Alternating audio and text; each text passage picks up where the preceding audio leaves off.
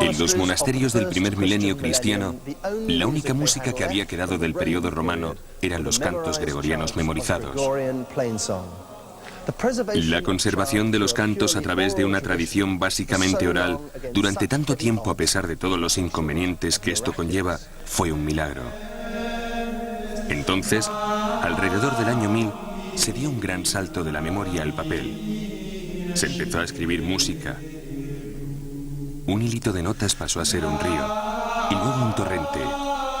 Tanta música, tan diversa, produjo tal explosión que resulta imposible creer que toda ella proceda del progreso experimentado por unos cuantos monjes unos siglos atrás.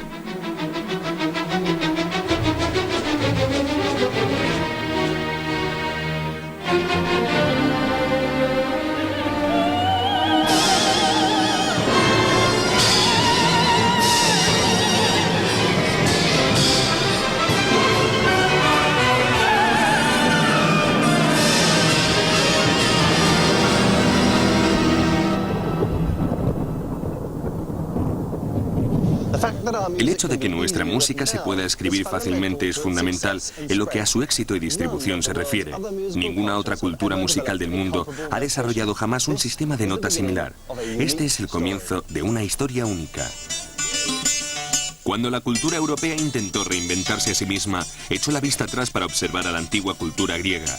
A los griegos les gustaba la música tanto como a nosotros y tenían mucha.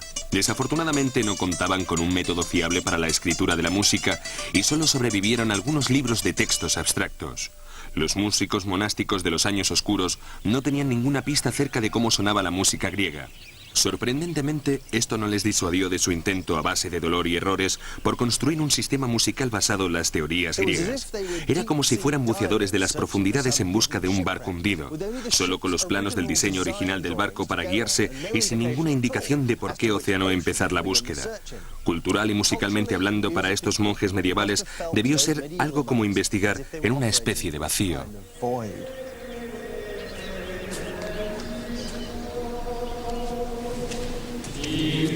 Lo que sí tenían era el canto que se había desarrollado como el cristianismo a partir del judaísmo.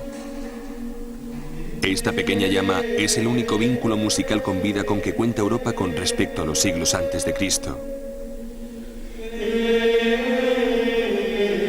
La abadía de Sant'Antimo se fundó en el siglo VIII y los monjes todavía siguen cantando aquí al menos 2 veces al día, tal y como hacían entonces.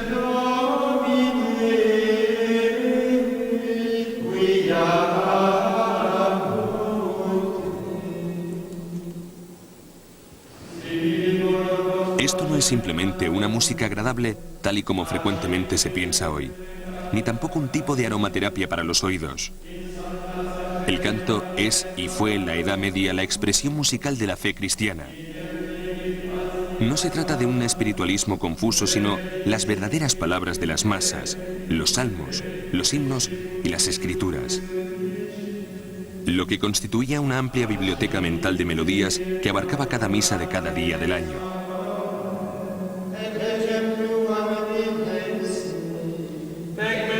En el siglo VII, el Papa Gregorio el Grande, de ahí el nombre de cantos gregorianos, ordenó la codificación de todo el repertorio de cantos, de modo que todo el territorio europeo cristiano cantara el mismo himno siguiendo el mismo libro.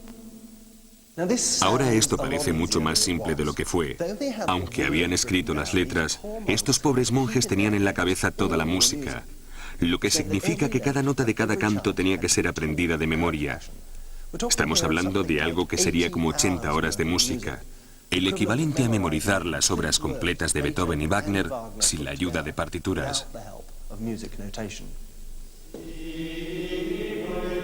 Me pregunto cómo los músicos religiosos modernos podrían hacer frente a tal objetivo.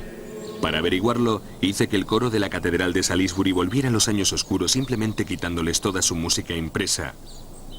Memorizar un par de miles de cantos no solo llevaba media vida, sino que también tenía 1 o 2 graves inconvenientes. El excelente coro de la Catedral de Salisbury me va a ayudar ahora a demostrar uno de estos defectos.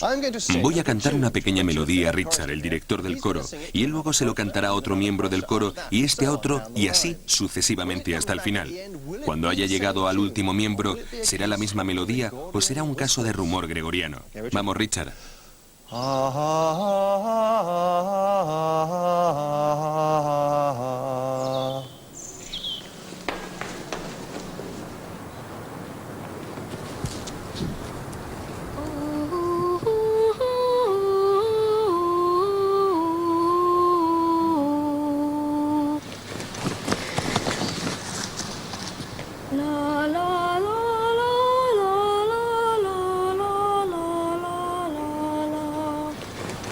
y es una diferente solo después de 2 audiciones.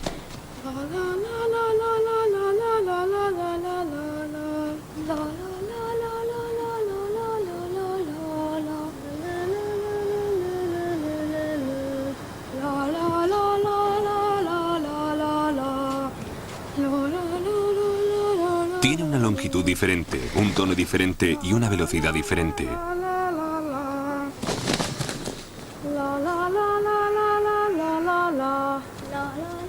Si para un coro cualificado como este es difícil, imagínense cómo serían los tiempos gregorianos cuando solo había niños campesinos analfabetos en los coros.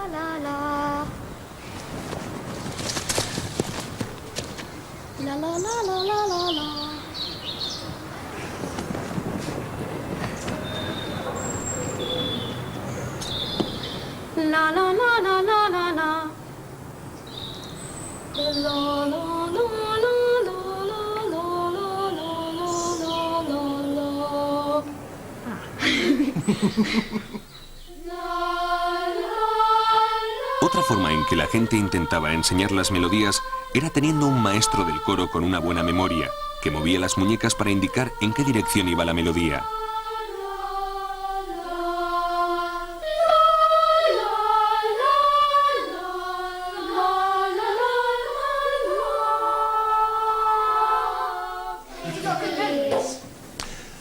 Obviamente, la necesidad de encontrar un tipo de ayuda escrita para la memoria se estaba convirtiendo en una prioridad imperiosa para los monjes músicos de la Europa medieval. En la época en que el emperador romano Carlomagno ordenó la codificación y revisión de los cantos gregorianos del 800, había empezado a surgir un tosco sistema de garabatos y símbolos que sería el precursor de la escritura musical. Se denominaban bosquejos taquigráficos. Para averiguar exactamente qué es un bosquejo taquigráfico, tenemos que visitar el centro del Imperio Romano de Carlomagno. En la base de los Alpes suizos se encuentra uno de los mayores centros de copia y diseminación de los cantos de la Europa medieval, la Abadía de St. Gallen. Fue totalmente renovada en el siglo XVIII, como pueden ver por esta espectacular biblioteca barroca con su delicado y brillante suelo.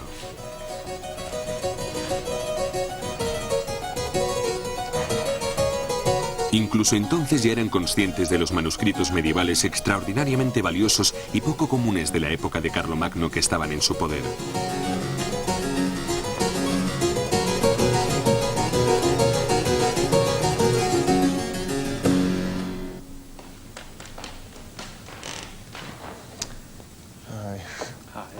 Fantástico.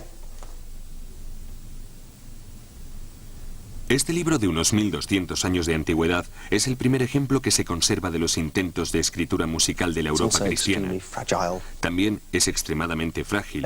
Ahora, si miran el texto en latín de aquí, verán varias marcas de líneas y símbolos como si fuera un tipo de escritura. Son los bosquejos taquigráficos. Los bosquejos taquigráficos son el intento primitivo por dar contorno y forma a la melodía que se supone está encima de la letra.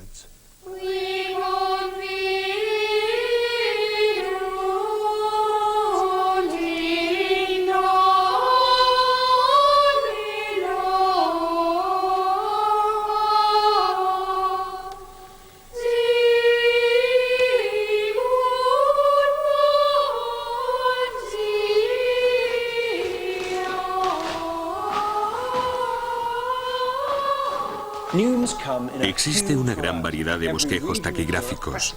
Cada región de Europa, prácticamente cada monasterio, tiene su propio estilo de bosquejo. Los de St. Gallen parecen acentos graves y circunflejos franceses. De hecho, es así como algunos eruditos piensan que se originaron por primera vez los bosquejos. Otra explicación es que son representaciones gráficas de las señales manuales y de los gestos que un director utiliza para mostrar a los cantantes qué nota cantar después.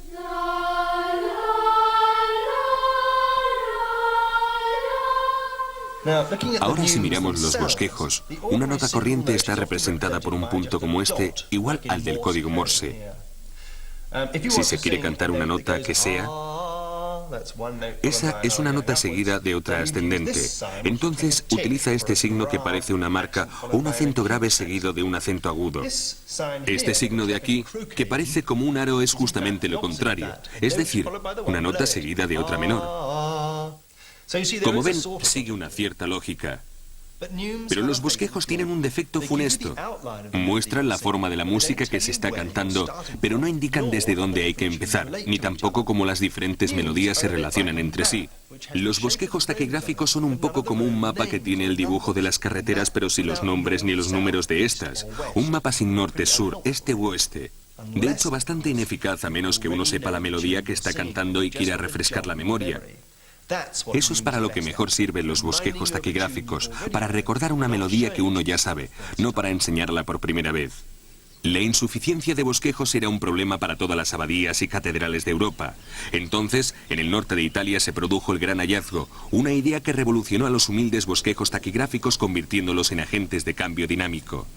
Y esa gran idea fue una delgada línea roja. La línea roja actuaba como un tono de referencia fijo al que se adherían las notas. Gracias a esto, puedes conocer dónde empieza o dónde cambia la melodía, observando dónde están situadas las notas con respecto a la línea roja. Este es el himno a Santa Cecilia, patrona de la música, y lo que ven en este manuscrito de 900 años es el momento congelado en el tiempo en que la música occidental dio un gran salto hacia adelante. Una delgada línea roja. No sabemos quién pensó en ello por primera vez, pero lo que sí sabemos es que vio su importancia y su potencial y lo plasmó en el mapa musical. Su nombre era Guido Monaco, y la leyenda dice que pudo haber pasado sus últimos días en el monasterio de Fontavellana en el norte de Italia. Puede que una delgada línea roja no parezca tan importante a primera vista, pero sin embargo es el equivalente en música a la imprenta o al pan de molde. Por tanto, es hora de que sepamos más acerca del individuo responsable de ella, Guido d'Arezzo.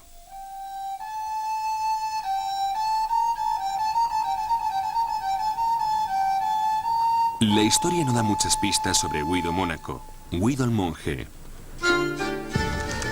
Excepto que su reputación de maestro de canto innovador hizo que el obispo de Arezzo pusiera precio a su cabeza. Guido llegó aquí para trabajar alrededor del año 1020. Gracias a sus métodos revolucionarios, su fama se extendió por toda la Europa cristiana. El hecho de que Guido, el hombre que nos proporcionó la escritura musical, apenas sea un nombre familiar, se puede atribuir a Arezzo, la ciudad toscana universitaria donde vivió y trabajó durante muchos años.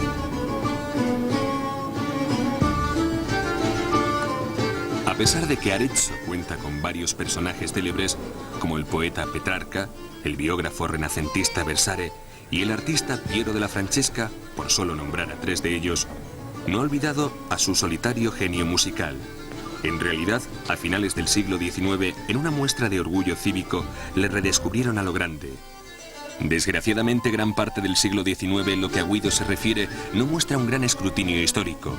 Por ejemplo, esta casa proclama orgullosa que Guido nació y trabajó aquí. Una de las pocas cosas sobre su vida que ahora los eruditos saben sobre seguro es que ninguna afirmación es válida.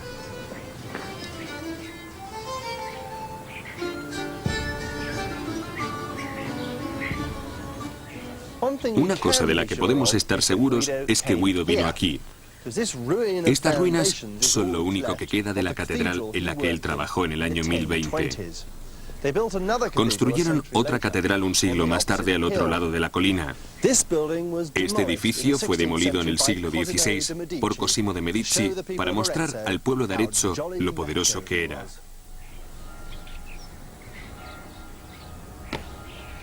Fue en este edificio donde Guido montó una escuela de coros que pronto sería famosa por toda Italia.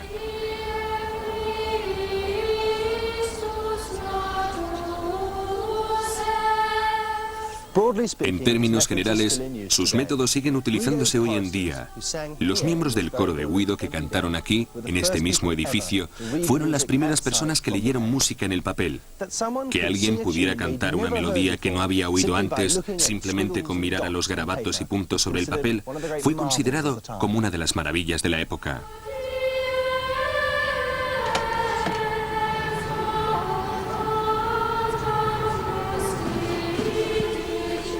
Guido escribió dos bestsellers medievales sobre la enseñanza del canto. El más influyente de los dos lo escribió aquí, en Arezzo. En él demostraba que este nuevo método lineal de escritura musical hacía que la lectura de las notas fuera fácil y clara.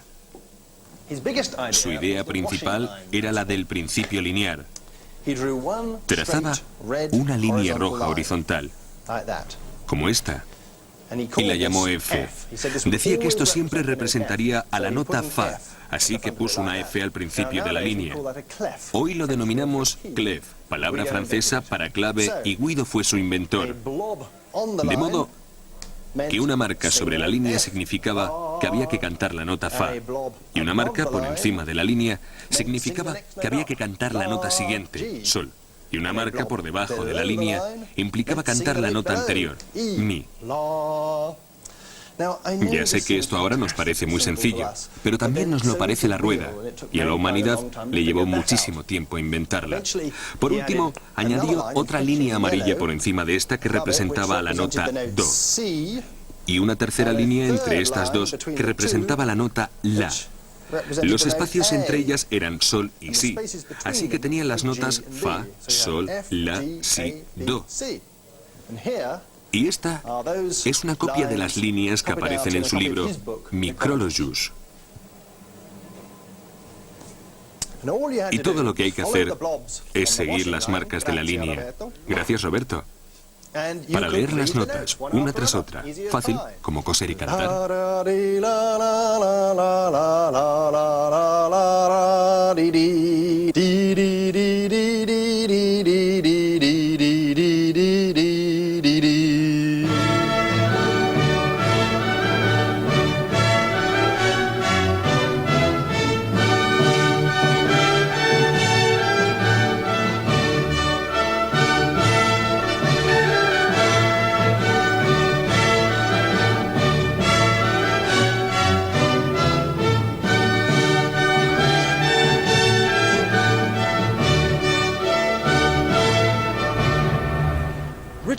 La escritura musical era la teoría y muy buena, por cierto. Pero Guido, como maestro de canto, quería ayudar a los miembros de su coro en la práctica. Quería que sus alumnos pudieran oír en sus cabezas el tono de cada nota, desarrollando así un instinto sobre en qué medida sería grave o aguda una nota. Como ven, para cantar una melodía correctamente hay que reconocer instantáneamente la distancia entre dos notas. Por ejemplo, cuando cantamos, el primer tiene 4 notas y no 5. O podría tener 7 como en. Por tanto, estos cambios se llaman intervalos y Guido encontró una forma novedosa de recordarlos. Aquí tenemos una pista.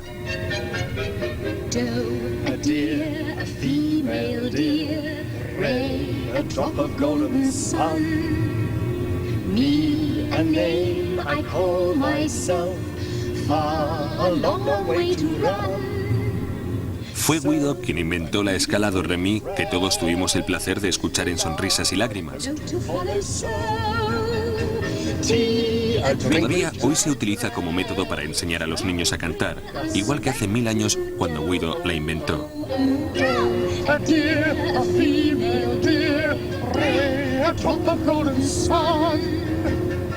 Para obtener alguna pista más sobre esta figura tan exclusiva y para ver su escala do re mi en acción, fui a visitar el pequeño pueblo de Tala, a unos 30 kilómetros de Arezzo, donde la leyenda dice que nació Guido.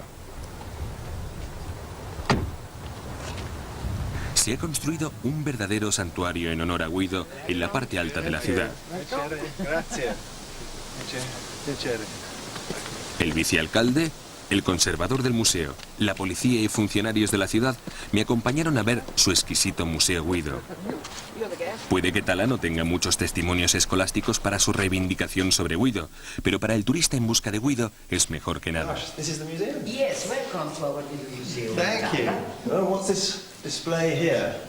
El museo, aunque es pequeño, no carece de la iluminación más sofisticada.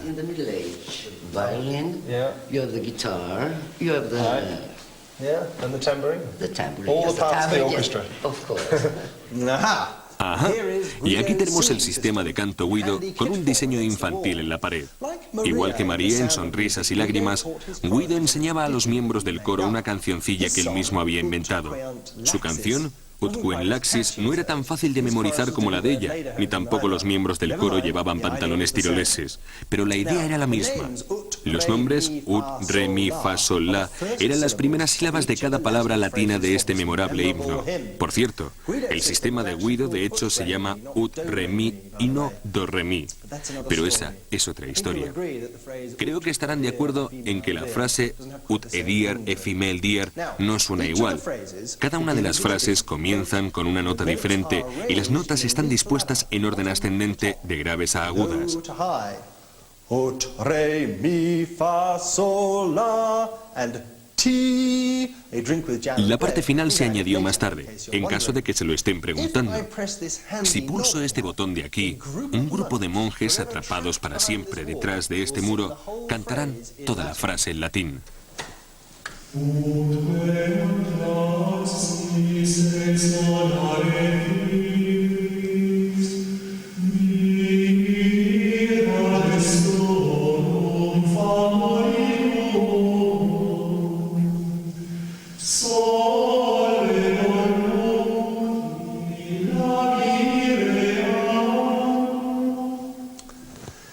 Con el fin de ayudar a los cantantes con el nuevo sistema Ut Re Mi, incluso inventó un truco por el cual cada uno de los nudillos de los dedos de la mano representaba una nota diferente de la escala.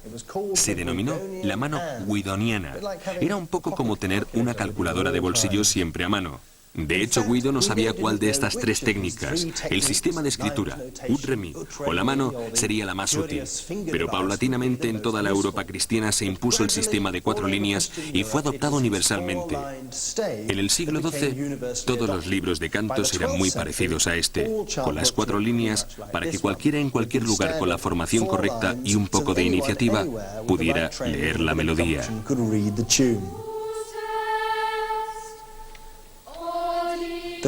La quinta línea, con la que estamos familiarizados, fue añadida para otros tipos de música en el siglo XIV.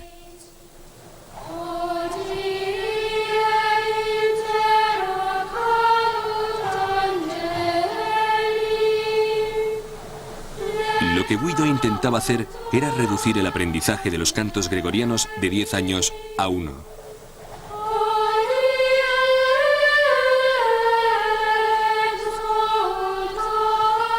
Él mismo había sido miembro de un coro.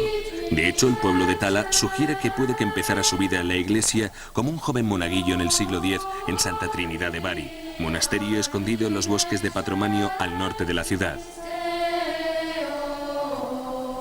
Por eso, el mismo Guido escribió: por tanto, con la ayuda de Dios me he decidido a escribir este libro, de tal modo que cualquier persona inteligente y estudiosa pueda aprender los cantos con él. Si alguno dudara de que lo que digo no es cierto, déjenle que venga y vea cómo los niños pueden hacerlo bajo nuestra tutela. Niños que hasta ahora tenían una completa ignorancia de los salmos.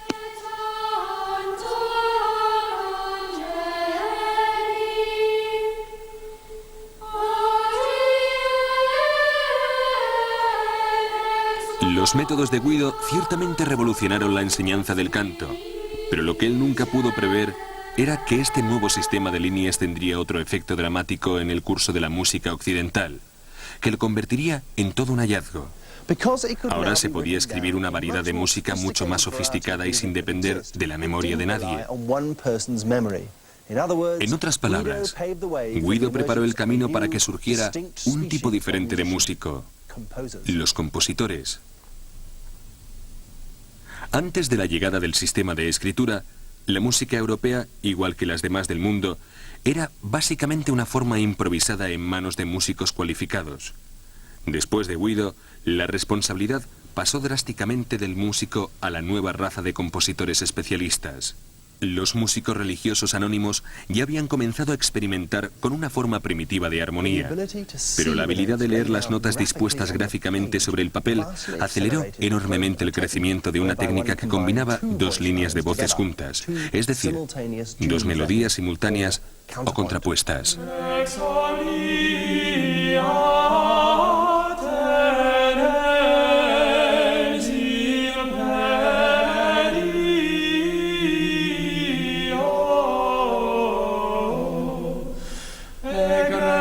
Egresus est in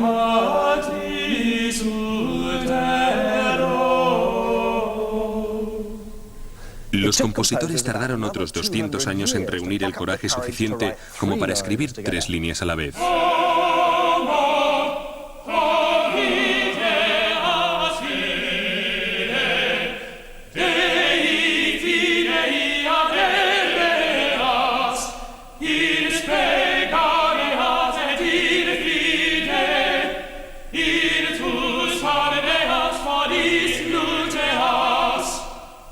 Another 150 años más tarde podían manejar 4 líneas, que pasó a ser algo común durante los siguientes siglos.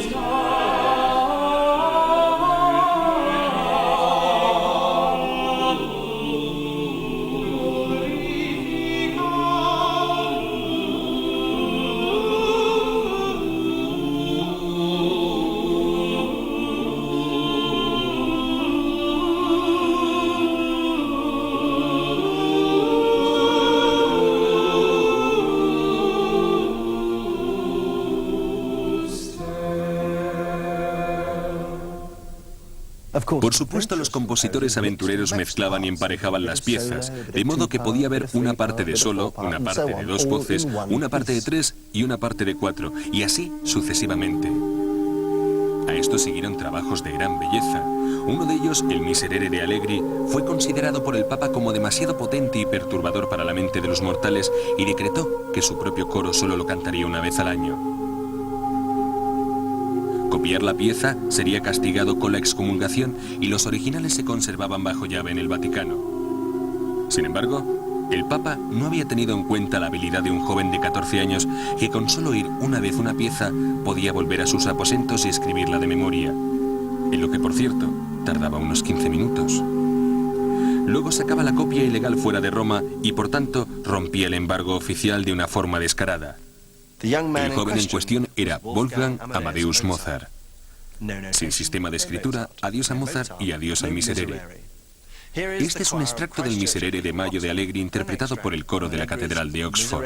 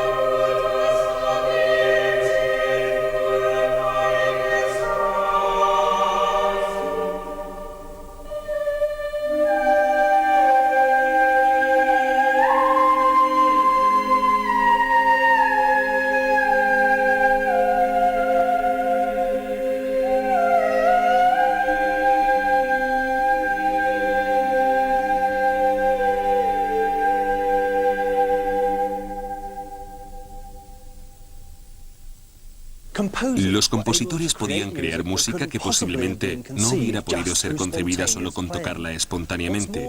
Y lo que es más, podían dar forma a piezas largas que iban más allá de la capacidad de memoria a corto plazo de una persona.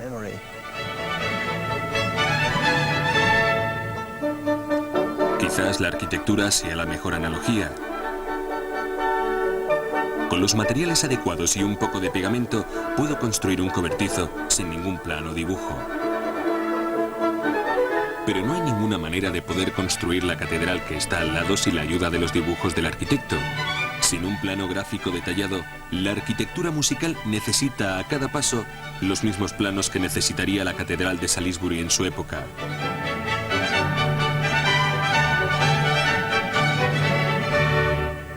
Desde el nacimiento del Homo sapiens hasta la época de Guillermo el Conquistador, la música esencialmente consistía en una melodía con acompañamiento rítmico. Pero desde la invención de Guido en adelante, la velocidad de cambio y el desarrollo de la música ha sido en comparación tremendamente vertiginoso. No creo que fuera consciente del genio al que estaba dejando salir de la lámpara cuando ofreció a la música una base sobre la que trabajar y consecuentemente haciendo posible millones de combinaciones armónicas.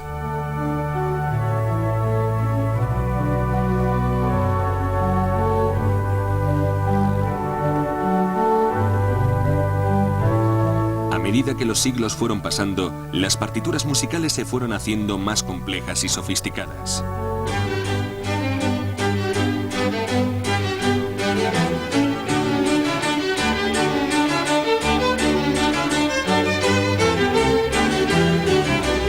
Más y más arreglos se añadieron a la delgada línea roja, lo que tuvo por resultado el desarrollo de un lenguaje musical enciclopédico.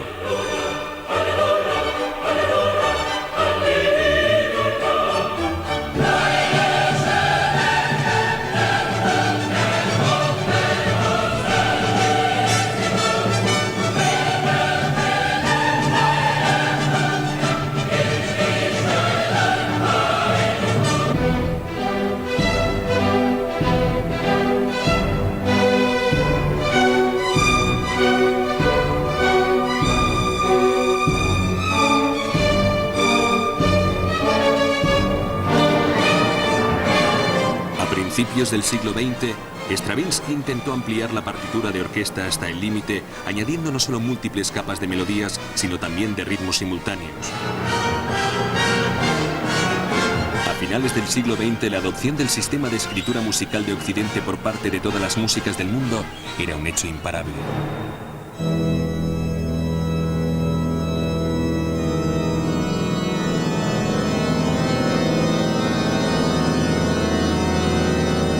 Guido había puesto a disposición del mundo la herramienta de composición más eficaz. En unos 100 años a partir de la publicación de sus sistemas, pudimos ver por primera vez los nombres de compositores ligados a la música. Para mejor o para peor, la música empezó a pertenecer a cierta gente. Antes había sido una divisa compartida, una mercancía ilimitadamente reciclada y envasada. Ahora se había convertido en un registro permanente, en una obra de arte.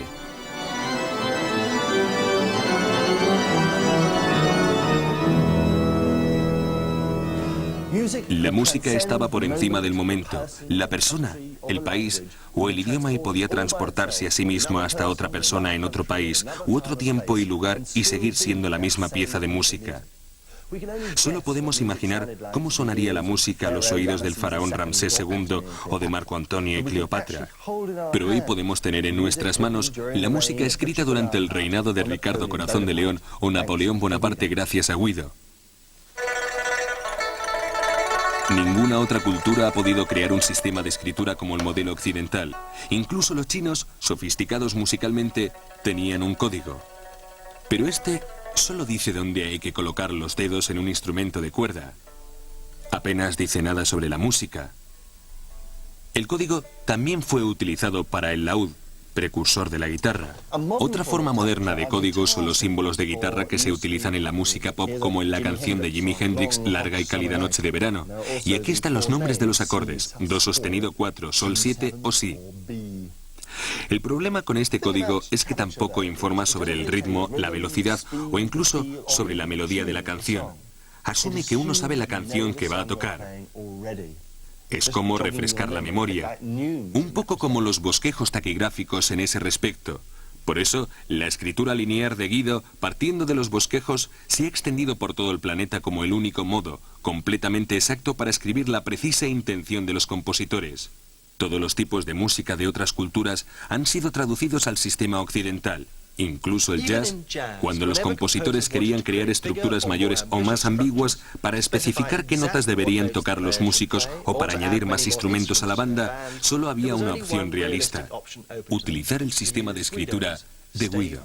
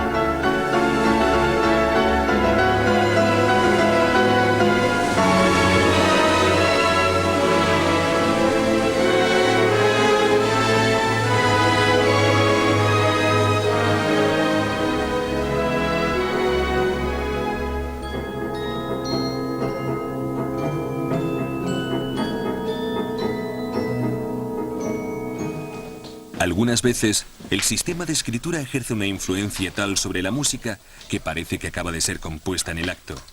El aparente flujo libre de sonidos improvisados de un músico como Kearney Payne son posibles gracias a una plantilla musical escrita con las líneas de Guido.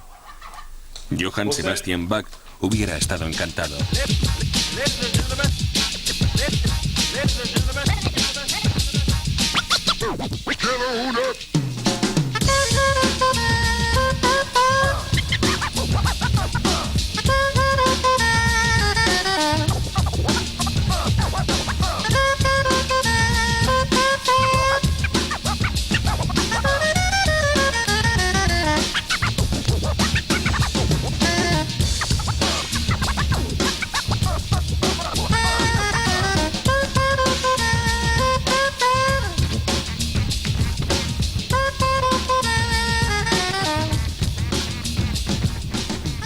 El disco de Kearney Underground, incluso lo que suena libremente, de hecho, tiene sus fundamentos aquí. Trabajamos en una idea que está basada en 3 o 4 temas. Y el DJ los une improvisadamente. Así que la naturaleza del tema es improvisada, sí. Pero definitivamente hay una estructura en lo que estamos haciendo. Si escribes algo, tanto si es una serie de acordes como una melodía, es como un punto de partida.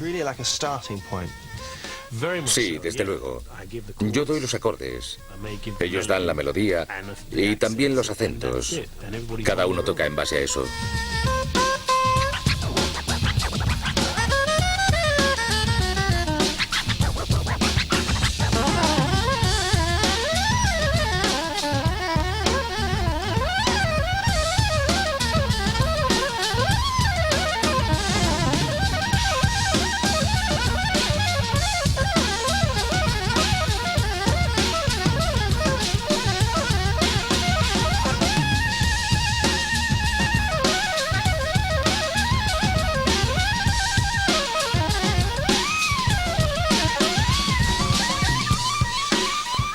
¿En algún momento de tu carrera tuviste que aprender todos esos acordes y qué eran exactamente? Sí, es como el código Morse, es como un lenguaje. Tienes que tener algo que puedas comunicar a los otros músicos. Aprender cómo leer y comprender todo el sistema es duro, pero es esencial si eres serio con la música.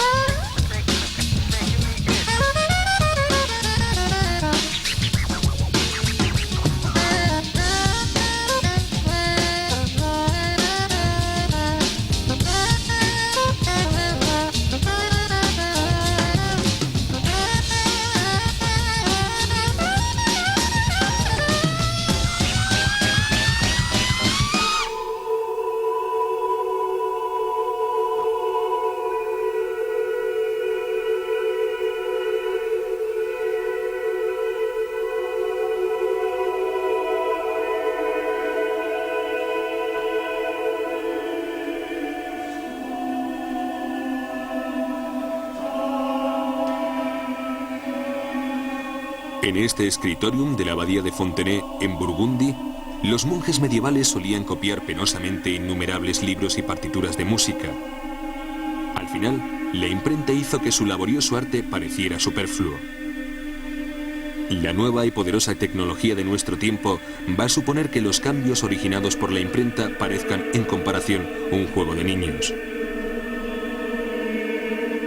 Aunque algunos compositores clásicos profesionales sigan escribiendo a mano todas sus partituras, la tendencia arrolladora es escribir la música en el papel utilizando otros medios. Hace 5 años, yo solía escribir mis composiciones al estilo antiguo, manuscritas sobre el papel, como miles de compositores del pasado. Ahora cuento con el potente software Sibelius para que lo haga por mí. Puedo poner las notas en la partitura virtual, tecleándolas aquí, o bien puedo tocarlas simplemente en el teclado.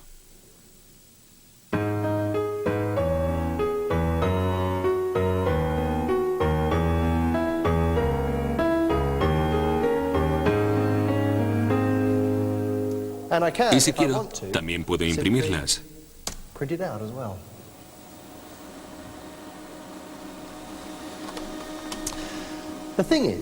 La cosa es que aunque esta música impresa instantáneamente parezca maravillosa, de hecho es bastante imprecisa, o mejor dicho, tan precisa que contiene montones de pequeños detalles que posiblemente no podría entender si estuviera tocando el piano. Los ordenadores escriben exactamente lo que toco, con todos los errores y sutilezas humanas incluidos.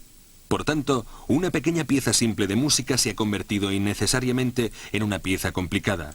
Ahora eso no supone ningún problema para mí porque puedo editar las notas de una forma práctica para que otros músicos las puedan seguir. Pero sería un problema para un músico que no hubiera estudiado música a la antigua. Y existe una nueva generación de compositores que dependen mucho del ordenador para que éste les escriba su música. Cuando los viejos como yo nos hayamos ido, existirá el peligro de que haya muy poca gente que sepa qué aspecto tiene la música, ya que solo habrá una versión computerizada de la misma. Con toda esta impresionante tecnología, puede que vayamos camino de una situación similar a la que estaban estas abadías en los años oscuros, cuando solo una minoría de gente podía descodificar las complejidades del lenguaje musical.